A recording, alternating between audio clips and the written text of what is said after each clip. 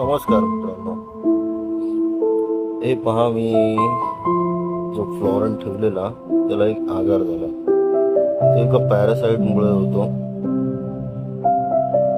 बघता तुम्ही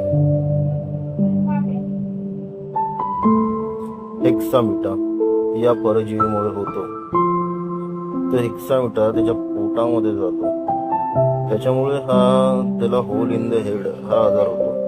त्याच्यासाठी आपण त्याला प्रामुख्याने स्वतंत्र टँकमध्ये ठेवावे आणि त्याला फ्लॅजिल 400 mg ही द्यावी पाण्यामध्ये मिक्स करून, आणि ही प्रक्रिया 3 दिवस सलग करावी. त्या दरम्यान हीटरचे तापमान 28 ते 29 ठेवावे आणि त्याला 3 दिवस जरा कमी खायला द्यावे किंवा